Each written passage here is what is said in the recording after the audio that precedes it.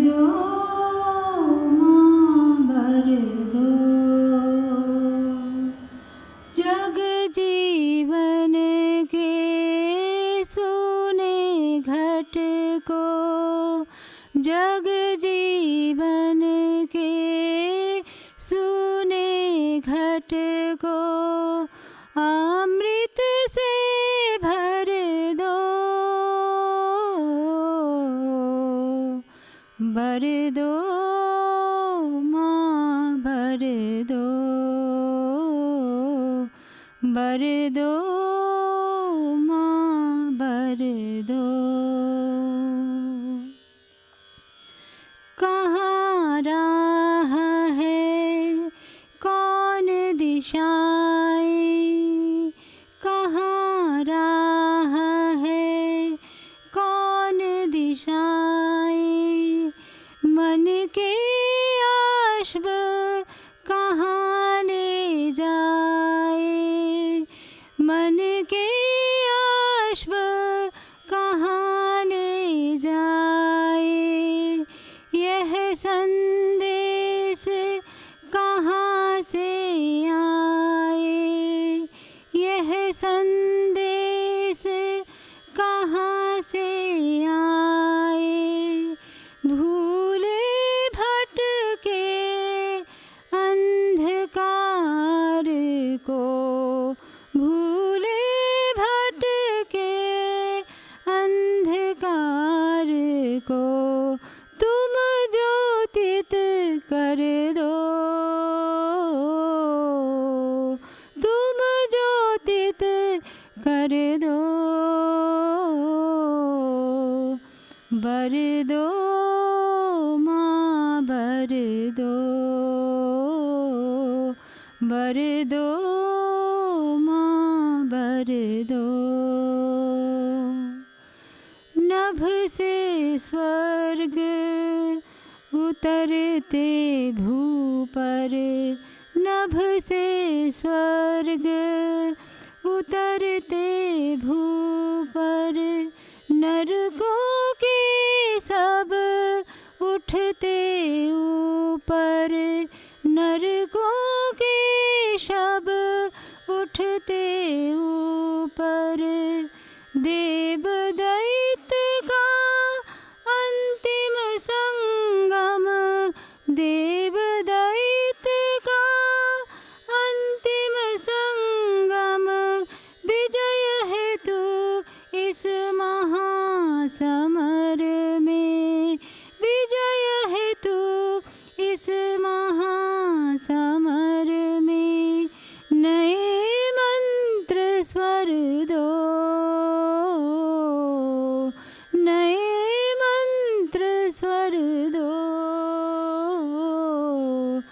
भर दो माँ भर दो,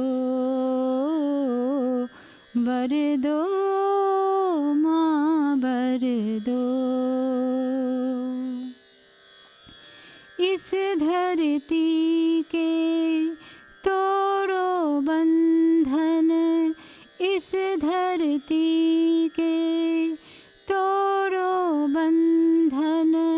मुक्ति मधुर हो तृप्ति चिरंतन, मुक्ति मधुर हो तृप्ति चिरंतन। दिव्य बने यह मानुष तन मन, दिव्य बने ये मानुष तन मन।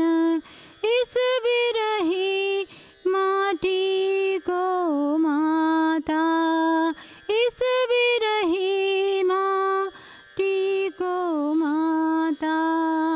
उसका ईश्वर दो, उसका ईश्वर दो। भर दो माँ भर दो, भर दो माँ भर दो। जग जीवन के सूने घट को, जग जीवन के सूने घट को अमृत से भर दो,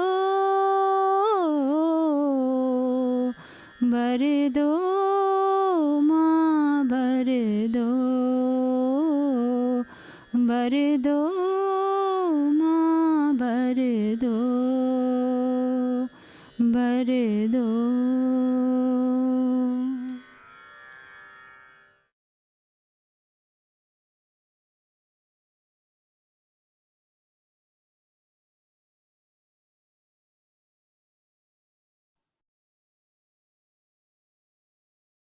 Namaste, my dear brothers and sisters. You just heard Matri Karak, otherwise a dentist in her everyday life, sing a devotional song, asking for boons from the mother. Why are these boons necessary? Because a person on the spiritual path feels completely lost, as if in a maze, because of the high aspirations on one hand and the extremely weak and faulty tools that he has at his disposal, particularly the mind, which not only is a weak instrument for approaching the divine and realizing it, but it is also full of all types of distractions. The emotional part of the being is so volatile and the intellect so indecisive. With these weak and faulty tools, if anyone has to make any progress, it does need a boon, the divine grace. And in Sri Aurobindo's and the Mother's Yoga, it is not just for individual salvation, it is for raising the consciousness of the entire human race so that the world becomes a better place to live in. That is the other boon that she was asking for, bringing heaven down on earth. Now, coming to today's session, it is on balanced diet. Balance has become a very popular word these days. We are seeking balance in everything, work-life balance and all other types of balance, which is good because balance has a beauty about it, which perfection, which sometimes is defined in very rigid mental terms. We lay down some criteria for perfection and then we try and assess and evaluate something in terms of those criteria. But that is a purely intellectual approach, which is not always necessarily the best, whether it comes to judging art or whether it is judging a diet.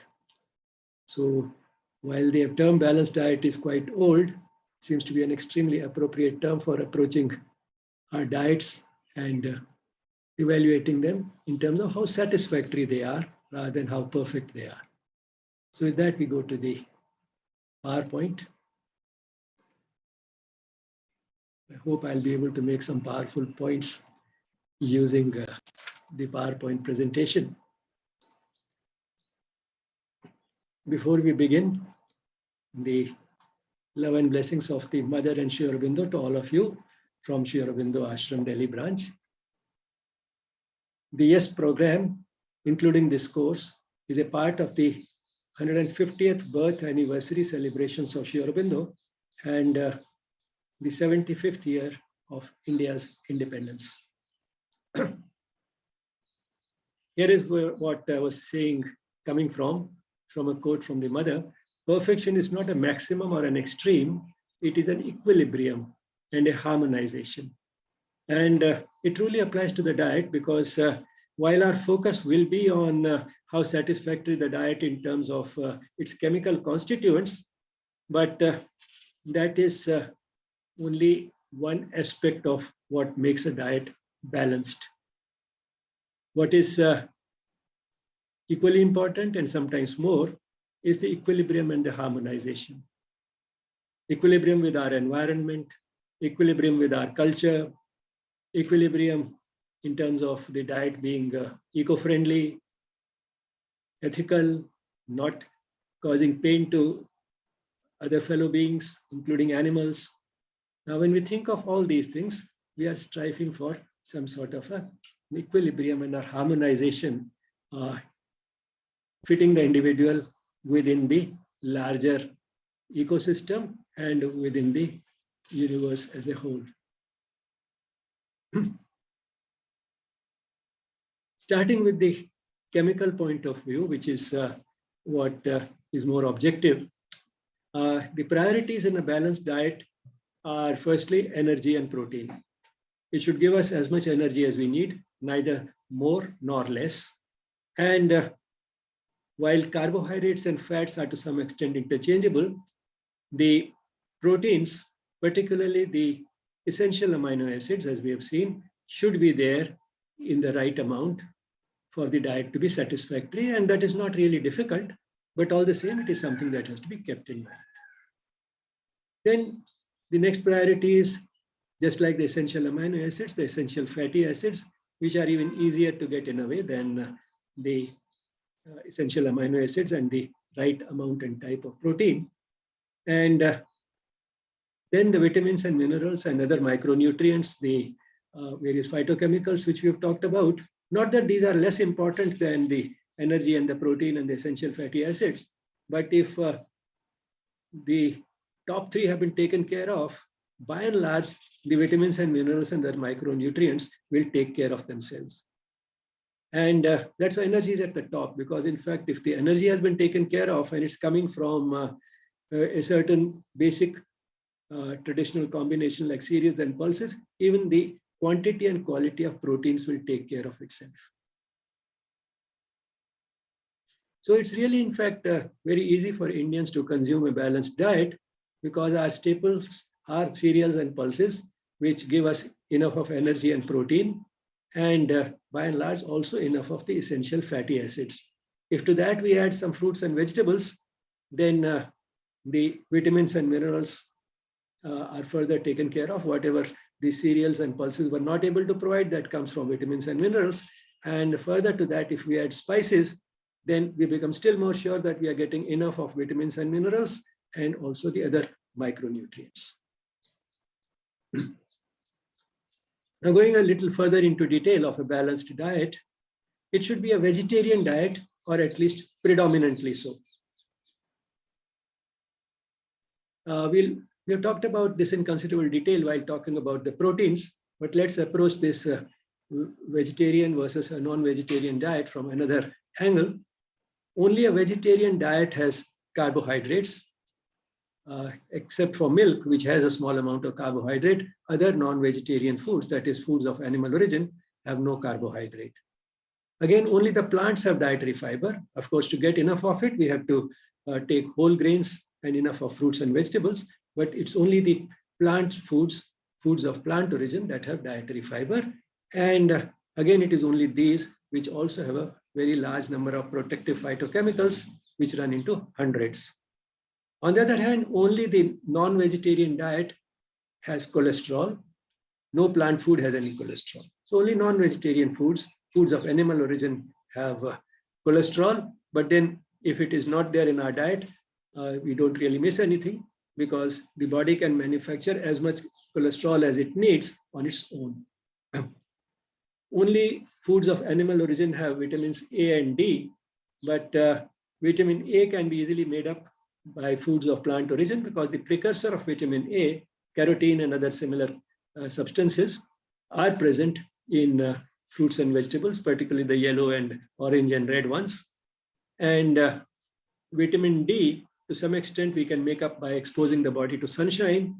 But if there is still some, and of course taking milk, which most vegetarians do, but if still there is any doubt or if there's a deficiency, one can make up for it with a supplement.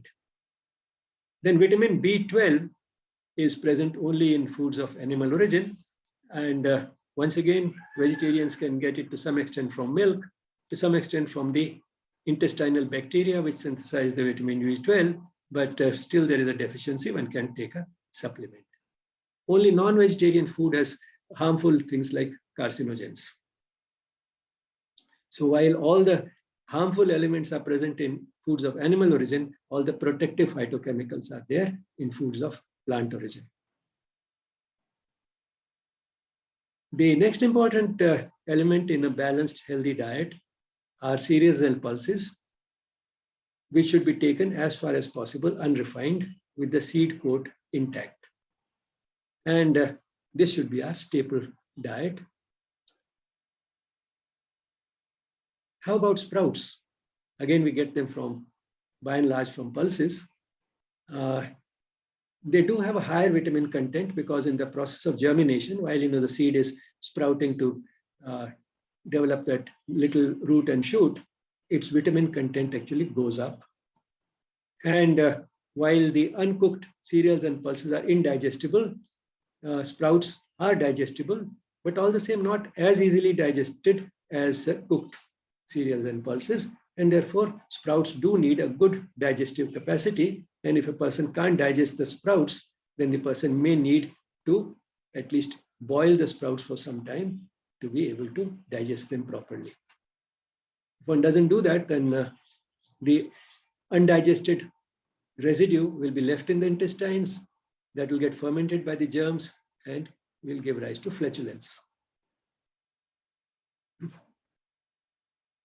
Then fruits and vegetables, preferably about 5 helpings a day.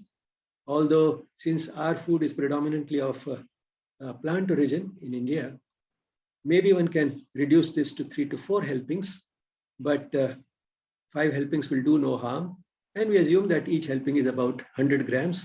So about half a kilo of fruits plus vegetables put together, some of it cooked and some of it preferably not cooked, so that the heat labile vitamins like vitamin C are not completely lost. Then milk and milk products in moderation. Moderation means the equivalent of about 250 milliliters, 1/4 of a liter of milk per day. And then spices in moderation, a variety of them, preferably a judiciously chosen variety in keeping with the season and the prakriti of the person. Now that's all in fact, but then you'll ask, how about fats and oils, sugar and salt?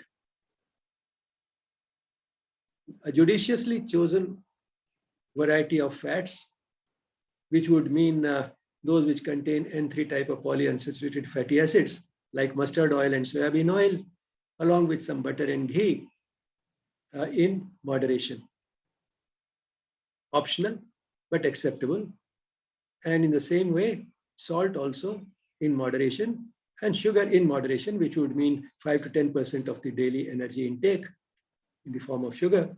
All these are optional, which means if we don't take them, the diet will still remain satisfactory from the scientific point of view. But all the same, realizing many practical factors, we may like to take these in moderation, and that is quite acceptable. Now let's look at sort of what we are getting from each of these components in the balanced diet from cereals and pulses if taken whole, that is as whole grains, unrefined, without removing the seed coat. We get from them the much of our energy and protein, and this protein from this combination is both satisfactory not only in quantity but also in quality, because the deficiency of cereals is made up by the pulses and the deficiency of pulses is made up by the cereals. And of course, we get dietary fiber from the grain, and if the seed coat is intact, from that we'll also get some vitamins and minerals, which tend to be concentrated in the seed coat rather than in the interior of the grain. Then fruits and vegetables also give us dietary fiber, but this fiber is of a different type. Different type not only chemically, but also in its metabolic effects, what good it does to the body. And therefore, it's preferable to get our fiber from both the sources, from whole grains and also from fruits and vegetables. Then, of course, fruits and vegetables give us vitamins and minerals. We may not get enough of those from cereals and pulses, even if they are unrefined. So fruits and vegetables are important for that too. And then the various phytochemicals, the non-traditional nutrients. Spices, the quantity is so small that we don't expect from them any energy or protein or even dietary fiber, but they are a very concentrated source of vitamins, minerals, and the non-traditional nutrients. If we do include in the diet some milk and milk products, then that would give us some vitamin B12 and calcium. And if we use fats and oils, sugar and salt, these are not absolutely essential, but are acceptable in moderation and would tilt the distribution of energy in the diet towards fat. If we take only cereals and pulses, then energy will be coming mostly from carbohydrates and proteins. If we include fats and oils, then a certain amount of energy will also come from these fats and oils, the visible fat. And if the total energy coming from fats is about 20%, which means 15% or so coming from visible fat, that is quite acceptable. And the body has enough resilience to be able to handle that type of a diet without any adverse effects. A person who is both a professor of environmental sciences, I think, and also a writer and a journalist, Michael Pollan. He has, in a way, put some of the most essential things about diet in just 3 short sentences. Eat food, not too much, mostly plants. Now, the first of these is the most enigmatic. Why does he say eat food? What else can you eat except food? And he has put that on the top. Why? Because he says that what looks like food and what is accepted as food in the American superstore today is more something else than food, which means it has so much of these additives and colors and flavors and preservatives and stabilizers and emulsifiers and whatnot, all these chemicals, rather than what really is food. So as far as possible, take just food, avoid all those extra chemicals. Then not too much. Because while it's important to eat what is right, it's also important that we do not take too much of it. Just the right quantity, neither too much nor too little. And then mostly plants.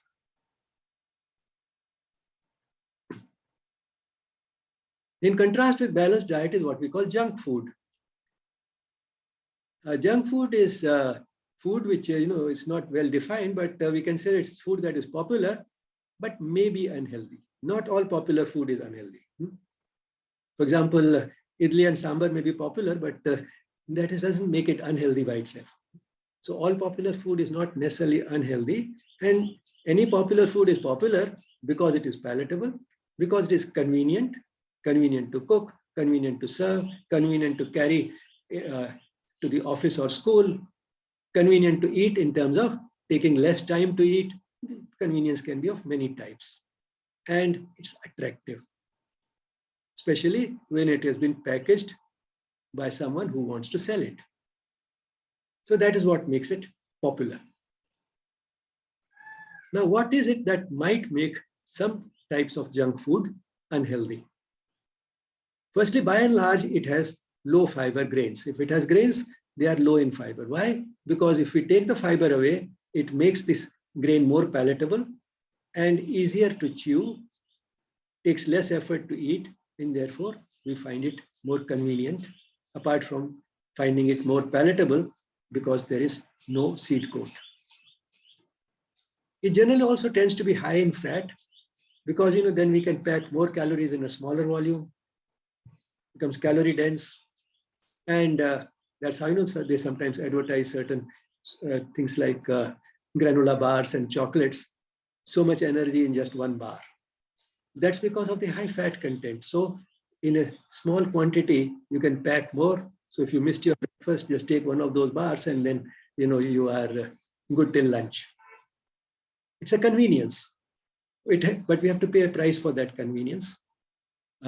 Such lopsided diet, even if it's convenient, if it's able to take care of energy needs, is not necessarily the best thing to do, at least not on a regular basis. So these foods tend to be high in fat. In any case, food which is high in fat tends to be more palatable. In Punjabi, there's a saying based on the fact that you can make food palatable using ghee, or you can make it palatable using spices. Both the things can make a food very palatable. And the saying goes like this: 100 masale ek kyo, which means 100 spices are equivalent to just one ghee. So you may add 100 spices, they will probably do just as good a job as just one single thing, and that is ghee, and that will make the food palatable. Then sugar.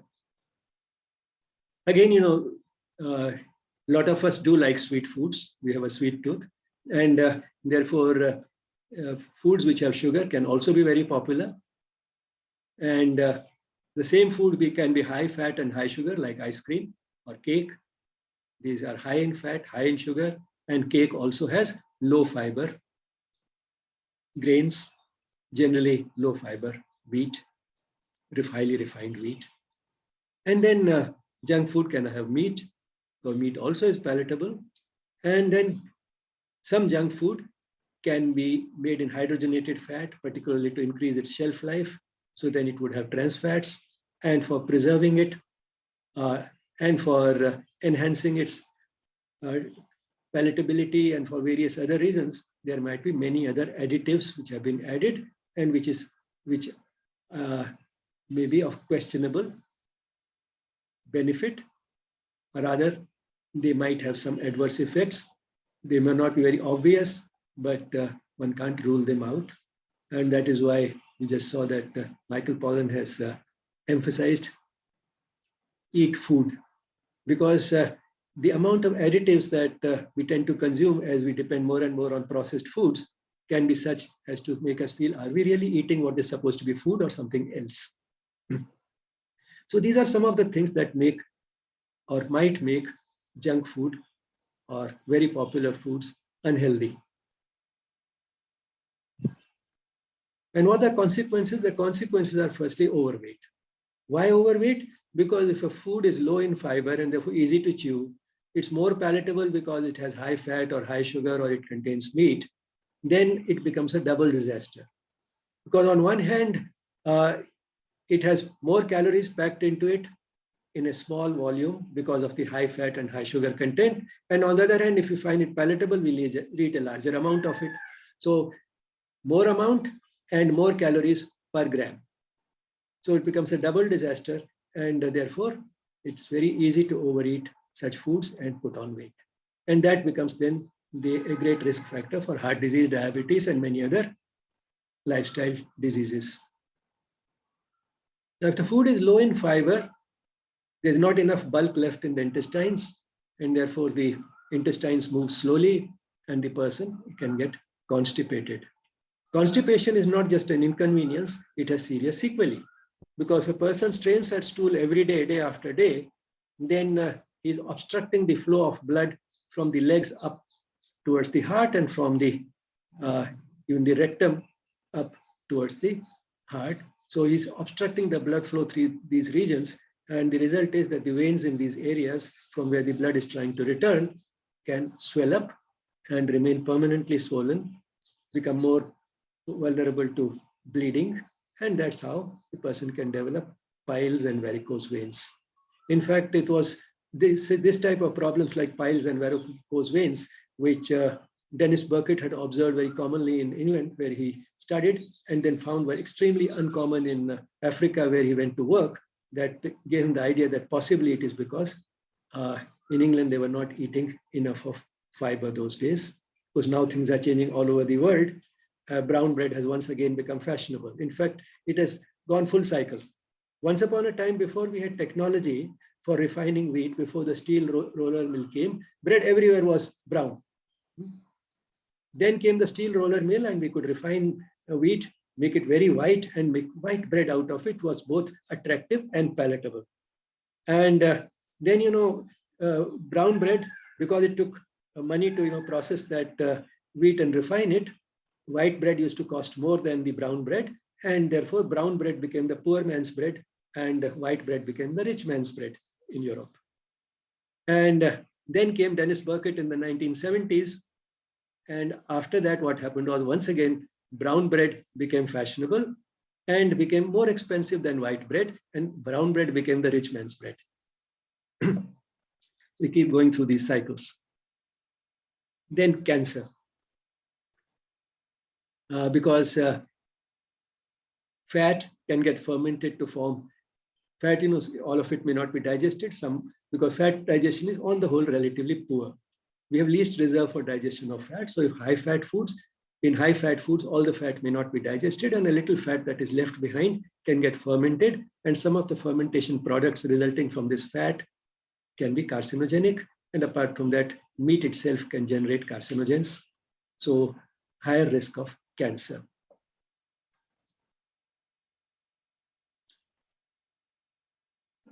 One indirect effect of junk food also is that since they can be very filling, they crowd out the appetite, not leaving enough room for healthy food, normal food. And if one forces oneself to take normal food, and in addition also the junk food, one will put on weight, because then the energy intake will go up, and therefore they crowd out the appetite, leaving no space for a proper balanced diet. Here I may digress a little and show you how this craze for taking a balanced diet, or rather a perfect diet, can be exploited by the industry. Here is an advertisement that appeared a few decades ago in newspapers, which had these small stamp-sized pictures of young boys and girls who had all done extremely well in various examinations. And besides this picture, the advertisement just said all these children took this particular food supplement. Now, the usual interpretation of such an ad would be that it was this food supplement which was in some way responsible for their good academic performance. The supplement is the cause, and good academics performance is the effect. But in fact, the advertisement does not claim any such thing. All it says is that these children did well in the exam and these children took the supplement, which is a mere association. An association by itself does not prove a cause and effect relationship. But then a person looking at an ad doesn't think so critically. And that's what they were exploiting. Not only that, this advertisement, if one looks at it critically, is an extremely faulty ad, because it involves a very selective presentation of data. Either they were concentrating only on the children who did very well in the exam, and then out of that, they retained only those children who had also taken the supplement. Or if they collected data from thousands of children, then they just retained the part that suited them the best. But it's not difficult to imagine that if we take very large number of students, one would find that a very large number of students taking the supplement might have not only not done so well, but might have even failed in the exams. And on the other hand, many children who were not taking the supplement would have also done equally well in the exam, as well as these children shown in the advertisement. And therefore, if you find the true correlation between the supplement and the academic performance on a sample having thousands of children who have been just studied at random, you'll find absolutely no correlation. So it's a willful concealment of a lot of data, revealing only very little of the data that suits the purpose. But at the same time, the advertisement is making no such claim, and therefore, strictly speaking, you cannot take any action, because they just made two isolated statements, and both are true. These children have done well in the exam, and these children have taken the supplement. So they're just two statements of fact, but this is how advertisements can misguide.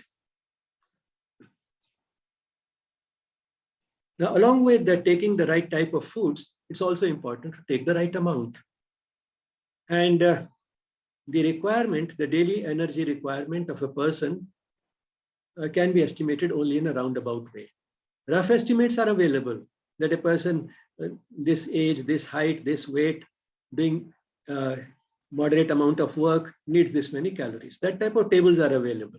But that statistics, those statistical sort of facts may not apply to every single individual. How much an individual himself actually needs can be estimated only in a roundabout way. The person can keep eating his accustomed amount, and if he's maintaining a normal body weight, then he's eating what he needs. If he's putting on weight, he can start eating a little less. If he wants to put on weight, he can eat a little more. Now, this is what gives us a rough estimate of the requirement of an individual. But having said that, we have mechanisms in the body which can make the body adapt to a quantity of food which is a little less or a little more than what we need. Which means that even an individual needs a certain range or is quite okay with a certain range of energy intake. Now, within that range, how much should we take? On the whole, it is preferable to be on the lower side. A little less than the one which will just make us maintain weight. If we take a little more, we start putting on weight. So the maximum amount on which we can maintain our weight, we should take a little less than that rather than that amount. Then it is difficult to overeat a healthy diet. This is another important tip. We don't have to think too much about whether we are eating the right amount or whether we are eating too much if we eat a healthy diet. Because a healthy diet is not a very palatable diet. And it also takes time and effort to chew. And it has been seen that when a person decides that now I've eaten enough and stops eating, depends more on how much time he has spent on eating rather than how much energy has gone in. And the average is about 20 minutes. After a person has been eating for about 20 minutes, the person feels that, well, now I've eaten enough.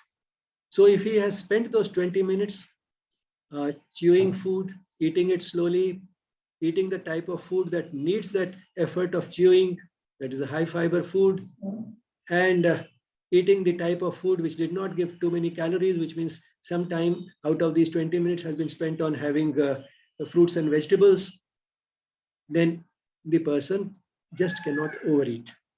The person will give up before he has eaten more than he needed. So it's really difficult to overeat a healthy diet, and that's why it is said that if you are having a healthy diet, eat as much as you like. Don't count your calories. A few more questions which are frequently asked. And the first one is generally, how can we lose weight? Now, this is an area in which whatever is good is not new, and whatever is new is not good. But then you'll ask, what is it that is new? Obviously, drugs. And the drugs which help us lose weight fall in three categories. The first is those which reduce appetite. None of them is safer or more effective than sheer willpower. So if we can eat less, instead of reducing the appetite using drugs, that would be much better. Secondly, the drugs which increase energy expenditure. Again, none of them is safer or more effective than exercise. So it would be much better to increase our energy expenditure by taking exercise, which has many other benefits besides just helping us lose weight, rather than depend upon drugs. And the third is those which inhibit digestion. Now, this is a concession to willpower. Eat as much as you like, of whatever you like, but then you'll not digest all of it. And therefore, you will leave behind a part of what you've eaten in the intestines, which means that even what was not fiber starts behaving like fiber because of these drugs. Now, this is not only a waste of food, it also means that we leave more of undigested residue in the intestines, which will then get fermented by the germs and will give rise to flatulence. And if some fat is left behind, it will also make the stool greasy and it will float in the commode. So those are the side effects of drugs which inhibit digestion. So instead of eating more and leaving it undigested, why not eat less using our willpower? So that's why I said what is new is not good and what is good is not really new. So the basic treatment of overweight remains eating less and exercising more. Now, eating less would mean reducing the quantity of almost everything that the person eats, except, of course, fruits and vegetables, especially uncooked ones. And reduce drastically the high-fat foods and sweets because these have more calories and also are more palatable and therefore are likely to be overeaten. And of course, increase the quantity of fruits and vegetables. And since time is closely related to how much we eat, one should eat slowly and chew it well. And if the diet is such that there's no alternative, it can be eaten only slowly and it takes effort, so much the better. It will also give us more fiber and also more vitamins and minerals because That is where it is in the seed coat that the vitamins and minerals are also concentrated. How about nuts? Nuts give about 6 calories per gram. Just about every nut, including the so-called skinny nut or the pista. Pista is sometimes these days touted as the skinny nut. It looks skinny, but then every gram of even that nut gives 6 calories. And as a rough estimate, one might say 12 walnut halves, 12 almonds or 20 peanuts weigh about 25 grams and therefore give about 150 calories. On the other hand, a brisk 25-minute walk consumes 150 calories, which means 25 grams of nuts need 25 minutes of a walk, 25 minutes of walking. So walk 1 minute to burn off 1 gram of nuts. So take nuts by all means, but then compensate for it by eating less of something else or by taking extra exercise. Less of something else, what else? So what's something else? Say if you're taken nuts which will provide 50 calories, then reduce the diet by 1 chapati. 1 chapati has about 50 calories. So that is the way one can compensate for the nuts. Now, exercise can be of 2 types. One is what is a part of everyday routine. Say you walk to work, or when you reach your place of work, instead of taking the staircase, instead of taking the lift, you take the staircase. No, that is exercise, which is a part of the everyday routine, and one can consciously increase it. Instead of using the car, one can use public transport. Instead of using a vehicle to go to the place of work, one can walk. Instead of using the staircase, one can use the lift or the elevator. So one can increase it consciously. But then apart from that, it's also good to set some time aside in the daily routine for exercise. Now, this exercise will be structured properly and has its own advantages. It makes us feel good. And if it is something like yogic postures, then it gives us a comprehensive top to toe workout. And that is something which does not happen if exercise is only a part of the everyday routine. Which exercise? Walking is the simplest and one of the good ones, but not necessarily the best. The yogic postures are far better. Not only because they give a top to toe workout, but also because they can be done anywhere. It can be done at home, any time of the day, so long as more than 4 hours after a meal, in any dress if you're doing it at home, and doesn't need company. You can do it all alone. And then the session can be very relaxing. It can be done in a way that instead of exhausting us like other exercise, it becomes very relaxing. That happens to some extent because of the nature of these exercises, partly because relaxation, studied relaxation is inbuilt between the postures and at the end of the postures. And because every pose is followed by a counter pose, movement in one direction is neutralized by movement in the opposite direction in the next posture. And then because of many other things like, the environment in which you may do them, the background music that you may have, the soothing voice of the instructor, the greenery around you if you are doing it outdoors, all these things can contribute to the relaxing effect of the yogic practices. How much exercise should one take? As a rule of the thumb, the equivalent of half to 1 hour of a brisk walk. Some caution is required, however, in case of those above 40. They should avoid jogging and strenuous exercises. Caution is also required if a person is starting exercise, getting suddenly active after a long period of sedentary life. So hasten slowly. It's also required in case of those having high blood pressure, heart disease, and some other chronic diseases, back pain, neck pain, etc., etc. So in all those cases, some caution is required. Atkins diet, not as popular now as it was a couple of decades ago, is a low carbohydrate diet. And the logic is that if we take less carbohydrate, the body will be compelled to use fat and that's how we lose fat. And of course, apart from that, it is a low calorie diet. The person starts with a very low calorie and extremely low calorie, low carbohydrate diet, and then in phases gradually increases both the calories and the amount of carbohydrate. But then this logic is highly flawed. Superficially, it looks absolutely right, but it's flawed. Firstly, because the body will be compelled to use fat only if the intake is less than the expenditure. So just because the person is taking a low carbohydrate diet, that doesn't become a license for taking as much of a high protein and high fat diet as one likes. It's the total intake should still be less than the expenditure, and then only the body will be compelled to use fat. But then that the body does anyway. The stored fat is what is used even on a high carbohydrate diet if the intake is less than expenditure. So the body has that wisdom to look for stores and mobilize them when we are not taking enough. So the important thing is to have an intake which is a little less than the expenditure. Say like an adult, as a rule of the thumb, 1,000 to 1,200 calorie diet. That would be considerably less than what the person needs. And irrespective of whether it's low carb or high carb, the person will lose weight.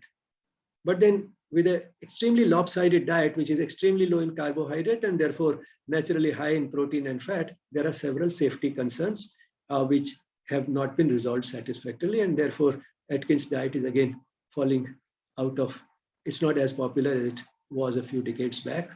But then these fads keep coming and going. But this perennial truth stays, fad diets are bad diets. This was something that Dr. Stanley Davidson, who was an eminent physician, who, like very few physicians, had specialized in nutrition, said, and is best known for this classic textbook of medicine, Davidson's Principles and Practice of Medicine, which many generations of medical students have studied and continue to study.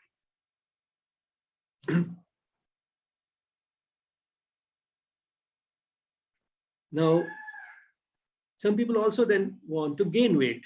They're very thin and they say, no matter how much I eat, I can't put on weight.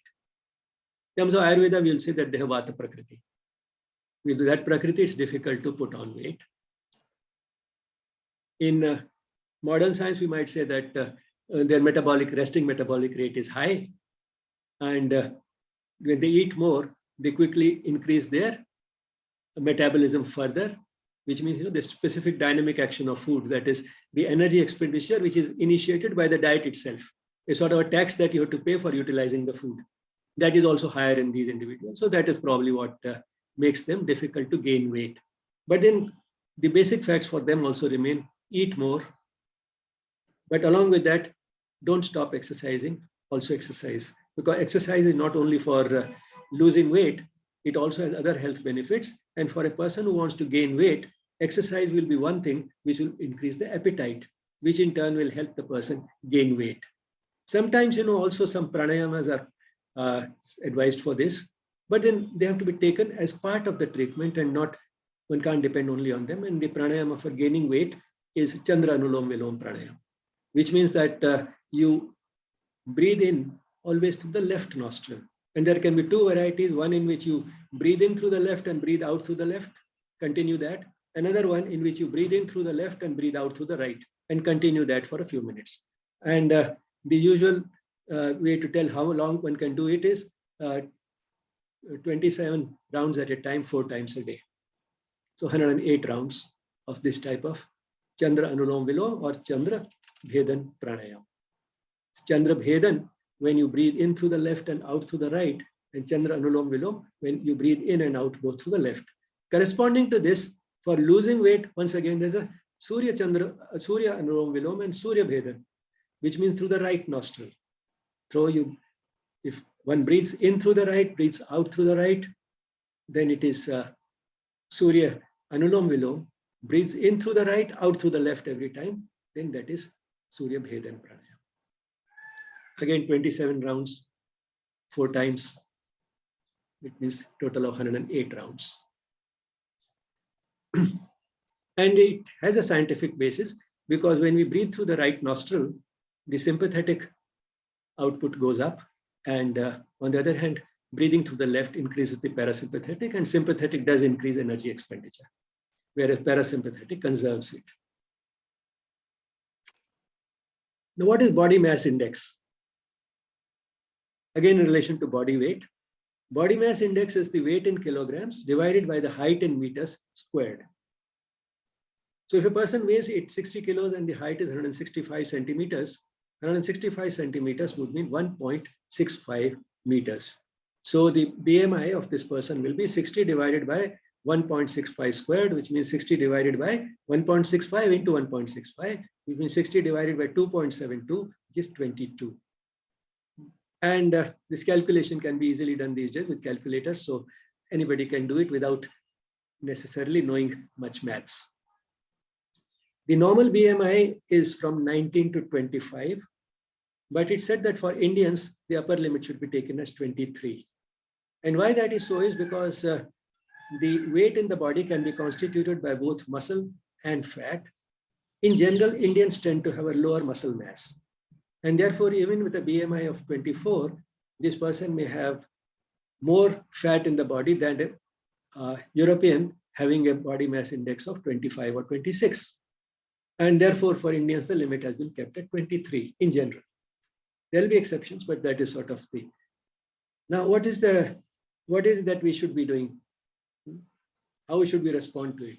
Respond to it by being physically more active so that we can increase our muscle mass. And then for us, even 25 will become acceptable as a race. 25 will become an acceptable BMI as the upper limit. Of course, it's not necessary to go to the upper limit. Somewhere in the middle will always be better. And what happens if it is less than 19?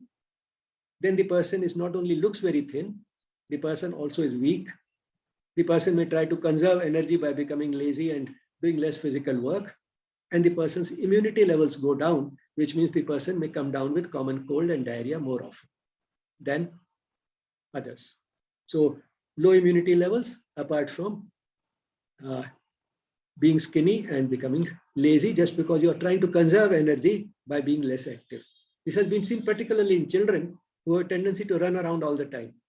If a child is malnourished, this child also, if one of the first responses with marginal malnutrition itself, doesn't have to go to severe malnutrition, is that the child stops running around less, starts spending less time playing.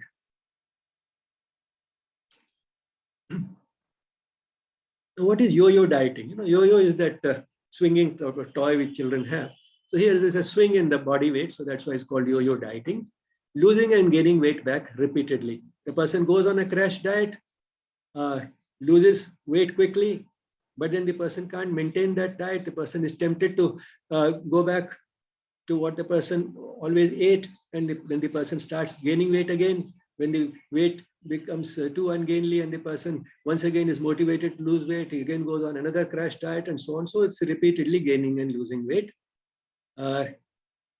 How harmful it is, difficult to say, but it's generally said that it's not the best thing to do, may increase the risk at least for diabetes. Why I'm saying is that it may not be necessarily too harmful is because in fact, perhaps that is how the evolution, in evolution, the fat storage developed. Because getting 4 or 5 meals at predictable timings every day, year after year, is a relatively recent phenomenon in history. Much of mankind has lived through much more uncertain times.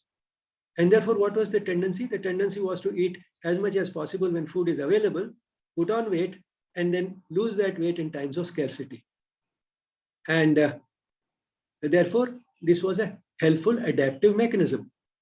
But if feasting becomes constant and famine becomes extremely rare, then this adaptive mechanism means overweight and all the associated risks associated with overweight. But then people were repeatedly gaining and losing weight anyway. And when the supply of food was much less predictable, they were gaining and losing weight, and the body was constituted for that, and nothing really serious happened as a result of this type of a swing in the weight, becoming overweight, losing it, becoming underweight, and then again gaining it back when food becomes available. Now, how is it that one can prevent this type of swings? Through moderation. Even when one goes on a weight loss diet, it should be only a moderate reduction, not a drastic reduction in the diet.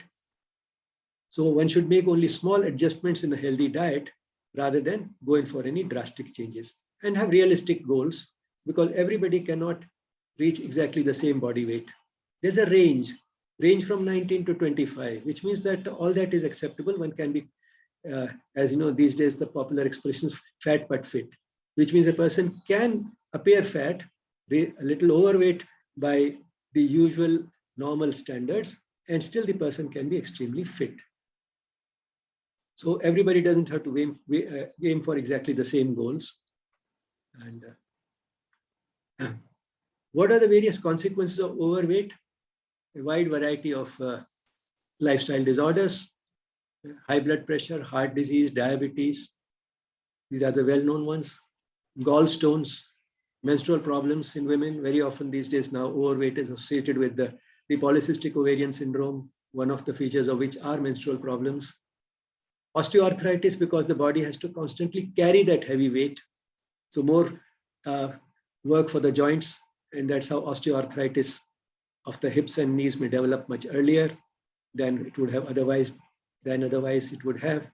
Sleep apnea, when the person is sleeping, again, it's overweight people who tend to have, the obstruction in their breathing passage during sleep.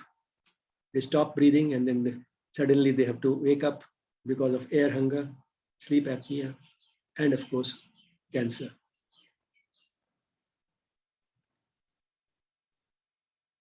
So once again, this reminder, perfection is not a maximum or an extreme.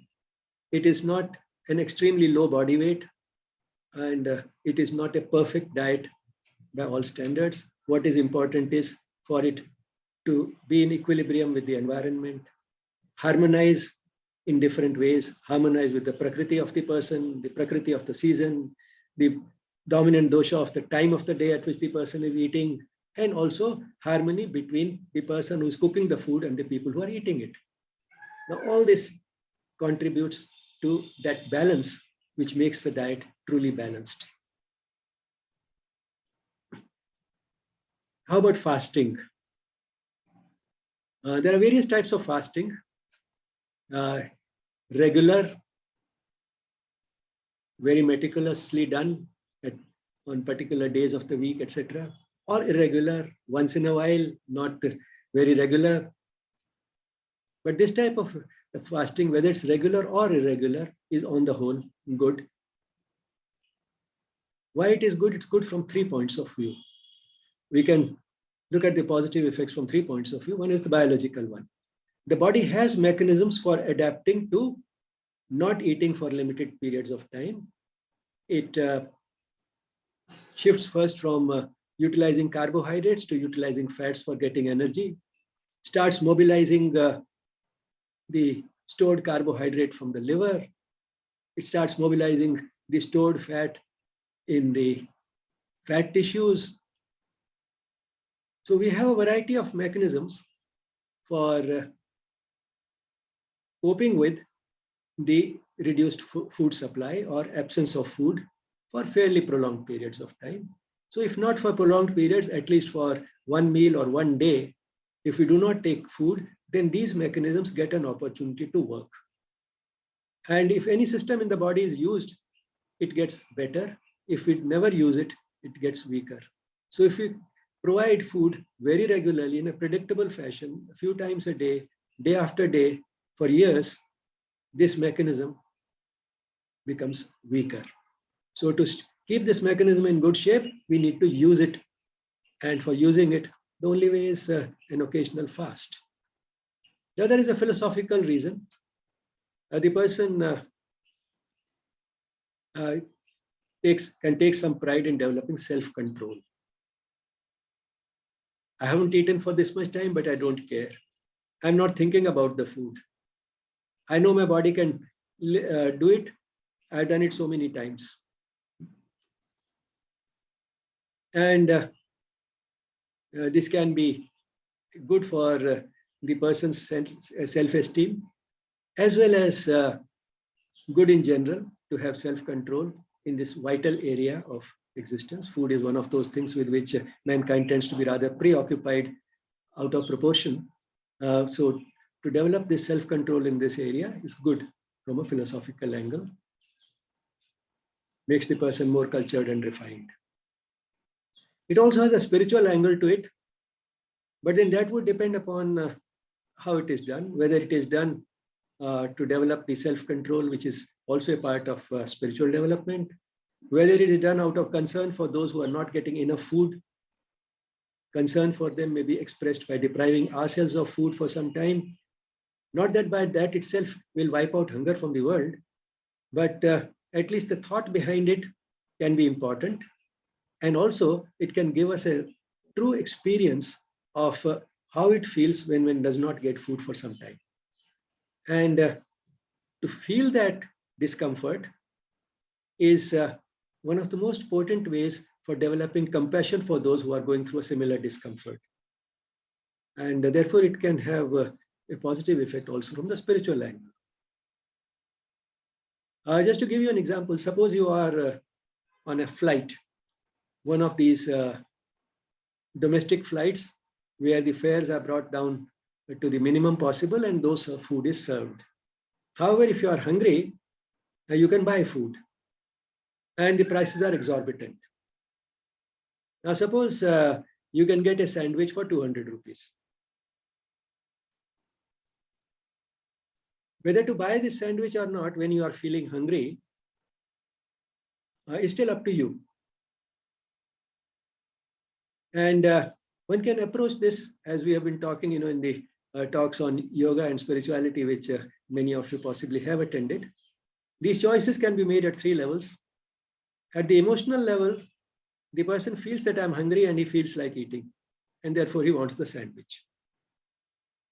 At the mental level, come various types of arguments. One argument is 200 rupees is too much for a sandwich. The other argument is, as a one-time absolute expenditure, 200 rupees is not a big amount. So you can argue both ways. And to support the emotional part of the being which wants the sandwich, you might say, well, 200 rupees as an absolute amount is not too big. And let me at least try it. Maybe it will be a very special sandwich. If it's costing so much, let me see how it tastes. So, now you have a better justification for getting it. But then suppose you let the tiny voice of the deepest self, the psychic being, the soul, enter into the picture. It might tell you, well, you don't really have to have it. Instead, what you can do is, instead of spending 200 rupees on this sandwich, after you get down, you can feed 4 poor people somewhere where you have a thali available for 50 rupees each. You can feed 4 hungry people there. Suppose you listen to this voice, and as soon as it is practical for you, convenient for you, you go in search of a place where there's an eating joint and there are hungry people hovering around it, and you get these 4 thalis for these 4 hungry people. Now, the way it works is that it not only made you go through a certain inconvenience or discomfort because your thoughts went out with love to somebody else less fortunate than you, and made you feel the type of discomfort those feel who are going through this hunger. But it also confirms in your mind that I did not do it to save money. I spent the same amount of money, but I didn't spend it on myself. I spent it where it was more necessary to fulfill the needs of those which were more important than my needs. So you sort of pooled yourself with these people. The ego barrier has been dissolved in that decision between you and these 4 hungry people. It's not my need versus their needs. It is which need is more important. So it's not me versus the others. It is which need is more important. So the ego barrier has been broken, and that is what spiritual growth is all about. So it has a biological, philosophical, as well as a spiritual angle to it. What has become more fashionable these days is what is called intermittent fasting. And under this come at least three different types of fasting. One is time restricted eating. That is, you eat for say 8 hours during an 8-hour window, and the remaining 16 hours you don't eat. Quite like what is suggested in Ayurveda, that you take only 2 meals a day, which would probably be about 8 hours apart, and that's about all. So time restricted eating. In alternate day fasting, on alternate days, one day you're having your normal amount, as much as you feel like having, and the next day you're having only half that amount or 1/4 that. So alternate day fasting, complete or partial. Or if it is alternate day, it generally be partial rather than complete. So you're eating less on alternate days. And the third is periodic fasting, once a week, once a month, whatever. So these are the three types of intermittent fasting. And the overall effect that has been observed is that the person is likely to lose weight through this, and also have a reduction in blood pressure, as well as various biochemical parameters like blood cholesterol levels, insulin resistance, etc. So overall effects on health are positive. However, any type of fasting, including intermittent fasting, is not advised for pregnant and lactating women, growing children, the elderly, and in some illnesses. And in Ayurveda, you would also learn for people with a certain type of prakriti, they should not be fasting. It doesn't suit them. Another question, is microwave cooking safe? There are arguments on both sides. Some of the more objective arguments are that in microwave cooking, the heat is applied is much less, and therefore less loss of heat labile nutrients like vitamin C. Secondly, the food does not get burnt, again because heat applied is not as much as on the fire. And burning of food is not just a waste of food or the food becomes unpalatable. Blackened food, burnt food, also has carcinogens. So, that's the type of chemical conversion that takes place, making the food extra brown or black. Takes place as a result of the interaction between the proteins and the fats in the food, and the two together combine to form those dark brown chemicals, which may be carcinogenic. So the food does not get burnt. But it has been seen that there may be a reduction in the vitamin B12 content of food during microwaving, because part of the vitamin B12 gets converted into an inactive form. And secondly, if the food has been stored in the refrigerator and you're not sure about the hygiene, if you use fire, the germs will die. Although even that does not make the food completely safe. So one should not be under the illusion that just because I have warmed up the food on fire, it has been sterilized and therefore it's always safe, because it could still be unsafe because of the toxins that have been released in the food. Some germs release toxins, and those toxins do not get destroyed by the heat. And this happens particularly in case of rice. And therefore storing rice is worse than storing other types of food. There are certain germs which grow on rice, produce toxins. Even if you heat the rice as hot as you like on any type of fire, the toxin will still be there and the person may still come down with gastroenteritis. But microwave certainly does not sterilize food, because the amount of heat applied and the duration for which it is applied is too little for sterilization. Whether radiation has any effects on the food, extremely unlikely. Whether radiation has any effects on the person who is standing outside the microwave oven, again, extremely unlikely, because they're constructed in such a way there's no radiation coming out. At least there is nothing well established in terms of the effects of radiation on food, making it unsafe. But then there are many subtle arguments which are difficult to answer, whether it's in keeping with the natural way of eating, whether it is possible to have the same type of feelings in the food when you make it in such so fast and sort of always in a hurry to cook and always in a hurry to eat. Now, all those are subtle arguments.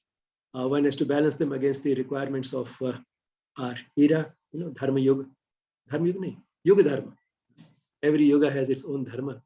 So some of those arguments may hold, may not hold. Some of them may be sort of a tendency to cling to the past, be sentimental about the past. Some of them may have real value. We'll not go into those arguments. But then if microwave cooking had any really something drastically wrong with it, we would have known it by now because it has been done for long enough, extensively enough on a large scale, at least in Western countries by now. And nothing really dramatic or spectacular has happened.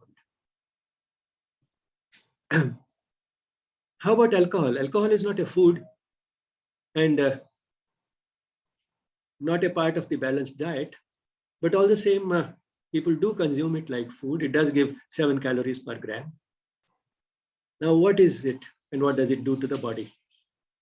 It is a depressant, which comes as news to some people because they feel that the person is actually excited, he talks more, he becomes more aggressive. So how can it be a depressant?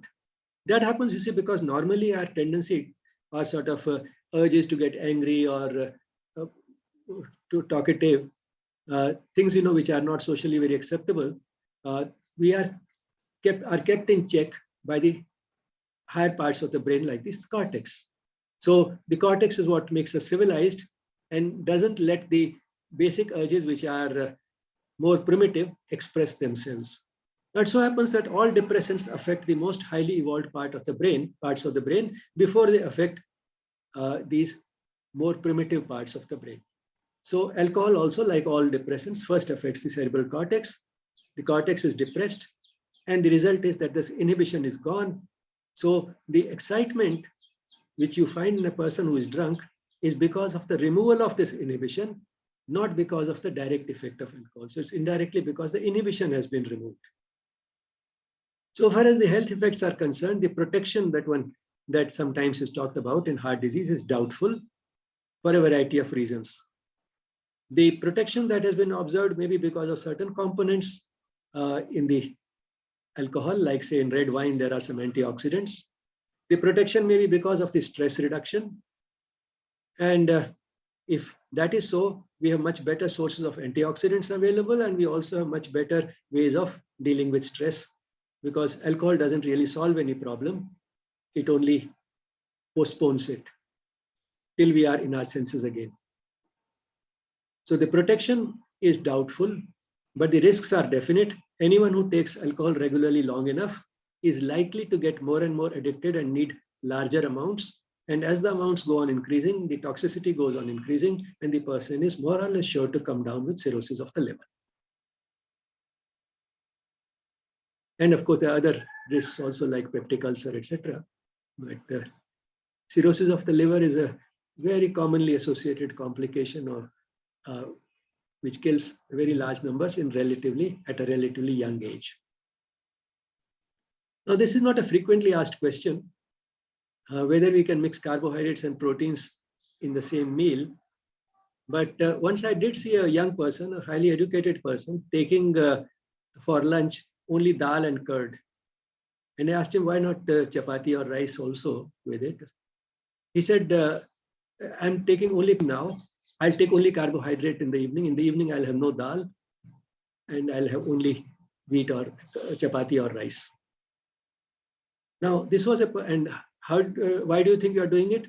I read somewhere that it is healthy. Now, this person was wrong on many counts, more than one counts. Firstly, the dals that he was eating have not only protein, they also have carbohydrate. In fact, 60% of the dal that he was eating is carbohydrate, and he thought he's eating only protein. And the cereal that he'll have at night, thinking that that has only carbohydrate, also has 10% protein. So first error is that what he thought he's eating is not what he's eating. Secondly, the proteins of cereals and pulses are complementary, and therefore if that eaten at the same meal, on the whole, that might be better than deliberately splitting them apart. And this also means that we should not believe everything that one hears or reads, especially because these days it's possible to read many things. The printed word has lost its purity and sanctity, which it had when the printing was difficult. You had to compose letter by letter in a letterpress. Now these days, anybody can print anything and publish it on the internet.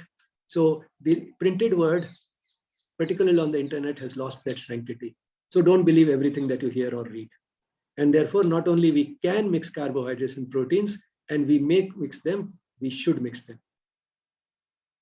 The body is smart enough to deal with carbohydrates and proteins together. And that's why nature has put both carbohydrates and proteins in cereals as well as pulses, which are our staple diet. Of course, there is a certain types of Viruddha Ahar, which you learned in Ayurveda and learn probably something more about it in the coming sessions on Ayurveda. But that is a different thing altogether. When it comes to the ordinary nutrients which are present in cereals, pulses, and fruits and vegetables, the body is smart enough to sort them out and digest them, even if they are presented to the stomach all at the same meal. This is a famous book, the China Study. And it was a study that was probably the largest nutritional survey that has been done on more than 8,000 people, I think. And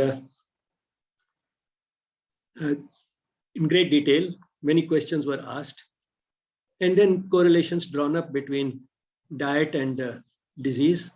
What is it that protects and what is it that increases the risk of various diseases? By and large, the conclusions are in keeping with what we have been talking about. But then this particular book, which the researcher Colin Campbell published, along with his son Thomas Campbell, has more than just the findings of that study. It also shows the social aspects of science, and it has been summed up in this sentence: the entire system, the government, science, medicine, industry, and media put together. This entire system promotes profits over health, technology over food, and confusion over clarity. And the result is the type of misinformation which one may sometimes get even from apparently authentic sources, not necessarily the information of the type that you can't mix carbohydrates and proteins at the same meal, but more subtle types of error might creep into many of this apparently authentic information. And therefore, one has to be careful in following advice, even from sources coming from anywhere, including and particularly the media. Much of this material you'll find again in this book, Eating Wisely and Well, in chapter 8. The title of the chapter is The Nitty-Gritty. And regarding overweight, you'll find a much more extensive treatment in this book, Back to Health Through Yoga, in chapter 8. The title is The Mother of Many Maladies, which overweight actually is. This is the place where I live and work and from where I'm speaking, Sri Aurobindo Ashram, Delhi branch. You're welcome to send your questions or comments in addition to whatever may be done now, the 10 minutes or so that we still have. The email address is yes@yesspirituality.com. Gratitude to the Mother and Sri Aurobindo for their grace for making this event possible. And thank you all for listening.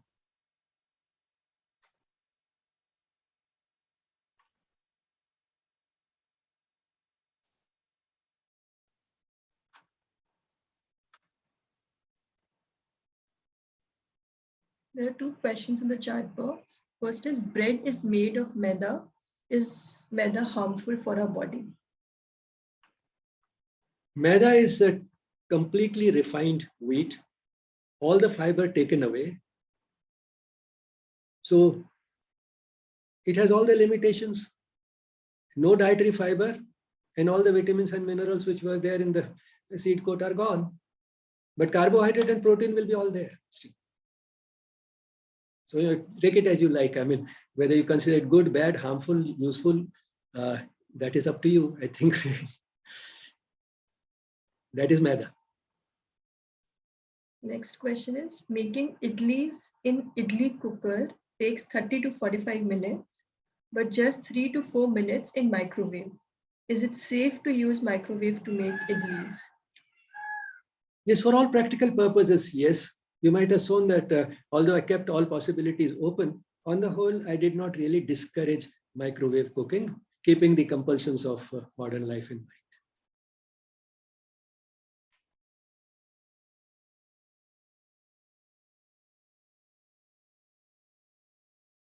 Yes, if anybody would like to unmute and ask, they can ask now.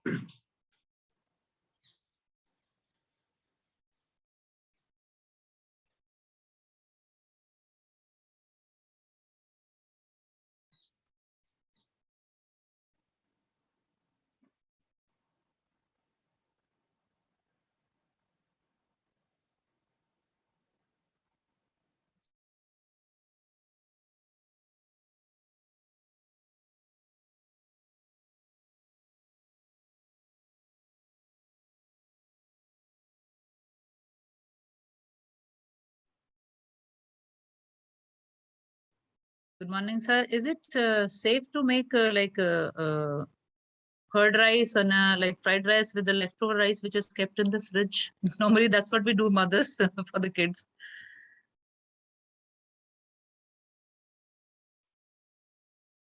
Curd rice and Fried rice, like adding a lot of vegetables in it, like. well, on the whole, storing rice is less safe than storing, say, only dal or fruits and vegetables. That's what I meant, because rice gets spoiled much faster. And curd with rice, and especially if salt has been added to it, that becomes a very good medium for the growth of germs. Thank you, sir.